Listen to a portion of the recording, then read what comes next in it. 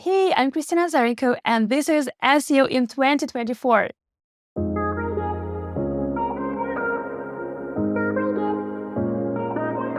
Kristina, what's your number one SEO tip for 2024? My number one tip for 2024 is actually very universal. Learn to think, automate when it makes sense and don't when it doesn't make sense, and don't rely on AI. So basically, the bottom line is learn to think. Know when you need to rely on the alerts from different SEO tools because we are bombarded by them all the time, right? And then we are bombarded by everything AI, because if we were talking last year that we actually did, And the year before. yeah, AI, or 2 years ago, AI wasn't even a thing. So it kind of was easier for SEOs because now suddenly you need to use AI, you need to rely on it a lot. But I think that the best thing that you can do for yourself is start relying on yourself first and think and automate when it makes sense.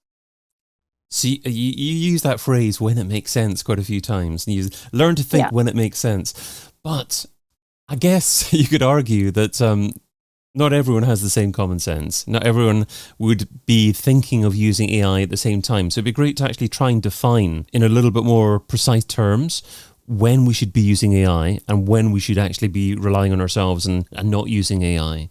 So what are your thoughts on that? Yeah, of course. So I say AI is really great, is a great helper, is an assistant. Okay, so I look at AI as an assistant. It's not someone who can replace you. It's your assistant. So first, let's say you need to create a process, technical SEO process for some website. And the first thing that you should do is think over the business goals of this website, think over of the current tech stack and what their goals are. So basically, you think this over, you can't ask AI about that. But then while creating process for specific things, for specific tasks, let's say you need to generate structured data. Use AI for that. That's amazing. That's cool. Or use other tools that can help you with that. Then checking and auditing the website. Use tools if you can think of like AI prompts for you to use for that. That's amazing too. So use AI as your assistant, but then the backbone of what you're creating and then the final delivery is something that you need to think over before you delegate some of the things, some of the prompts to AI. Got you. Okay, so we're basically deciding as humans what needs to be done. We're asking the AI to do the tasks, and then we're reviewing the tasks before we give the end product to the clients just to make sure it's done right. Yeah, of course, because I know like so many people were afraid this year that they will be replaced by AI. But if you're doing strategic work that is of high level, instead of just generating a couple of title tags for the website, then you will not be replaced. And AI is actually going to be your assistant and friend versus someone that will take over your job.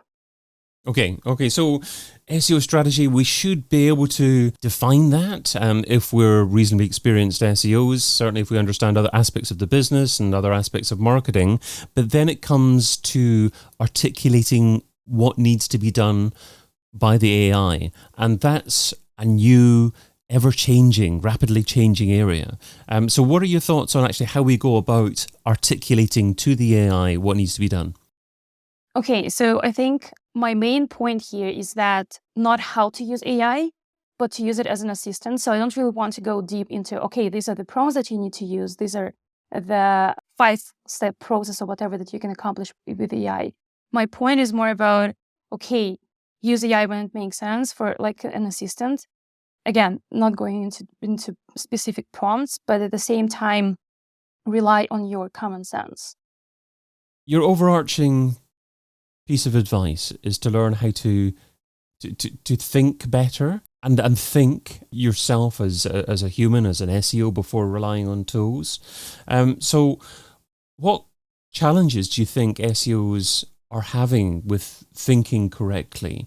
And perhaps are they not thinking enough? Are they relying on tools too much?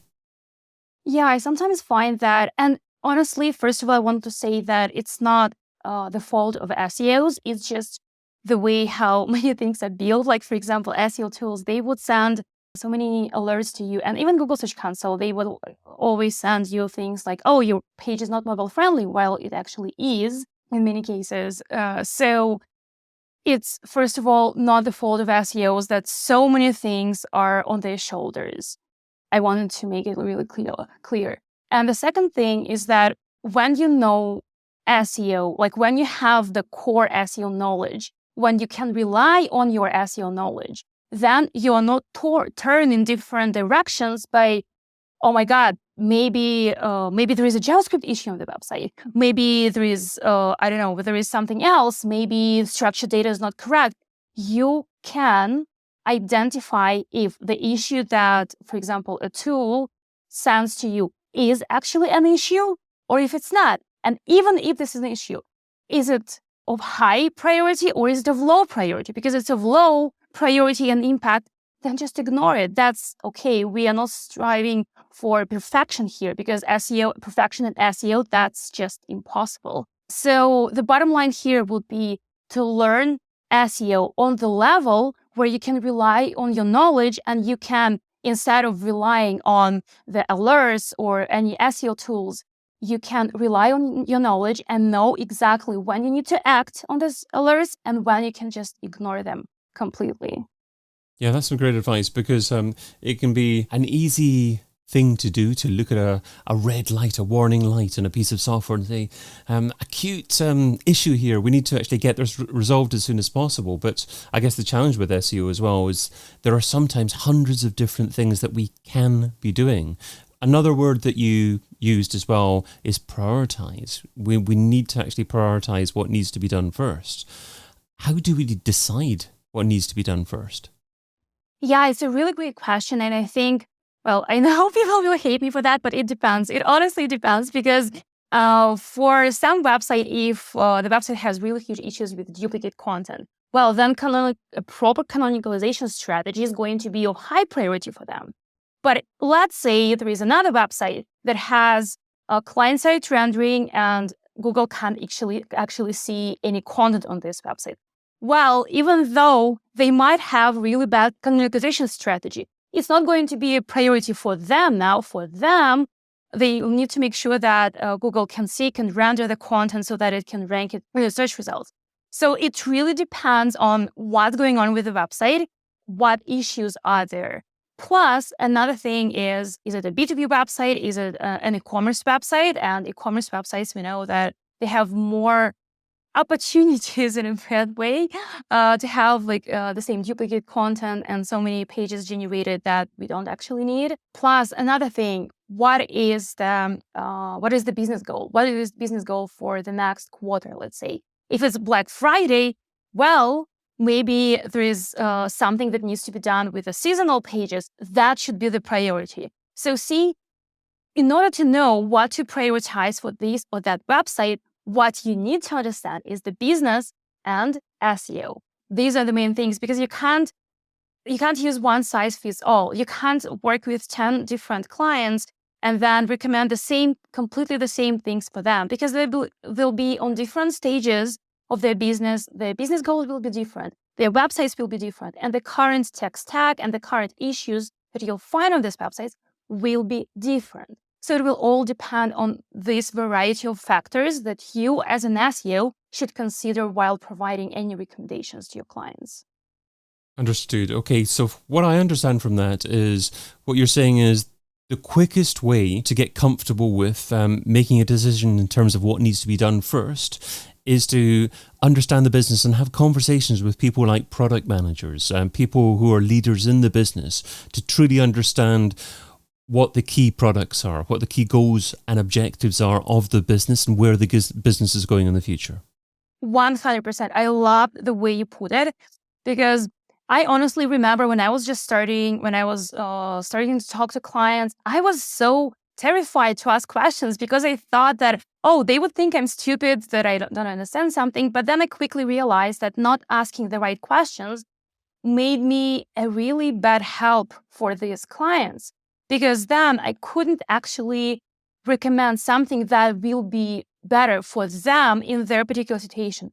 So when I changed that, when I started asking the questions and rephrasing and asking the same questions again to make sure that I get it right, that I have all the pieces of the puzzle, it made such a huge difference. So don't be afraid to ask questions. And that's actually really good because you will look good to your clients and the boss. Maybe you was just hired by a company who, as an in-house SEO, that's cool as well. Ask the questions. It will show that you're interested and that you actually want to bring results versus working in silo and trying to be just SEO focused like that and not seeing what's going on around in the company. Great. And bringing it back to advising AI, to actually articulating to AI what you're looking for. When you understand the business, you understand what you're asking the AI to do. And you're not saying to the AI, what should I do? You're not asking the AI for the strategy. You're telling the AI, this is the strategy based upon what I know, right? Actually deliver what needs to be done in terms of tasks, and then hone what's produced so you can present it to a client. And in terms of presenting to a client, I guess the first stage and the last stage, i.e. the strategic stage and the interaction with the client stages, are the stages that aren't going to be replaced by AI anytime soon. So what does an SEO need to do better in terms of interacting with clients, presenting to clients, listening to clients?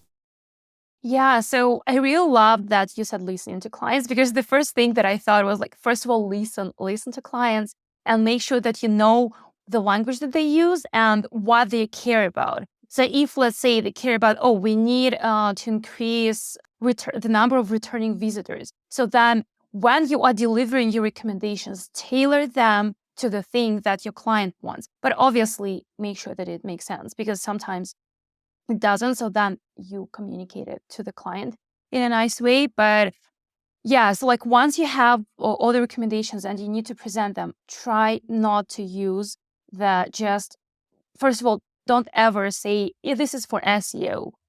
Because from my experience, when you just say, oh, this is for SEO, nobody cares about that. And stakeholders will not hear you just because it doesn't mean anything to them. It's not for SEO, it's for increasing the number of traffic of people who are willing to buy the products from this company or to order the services, whatever, right?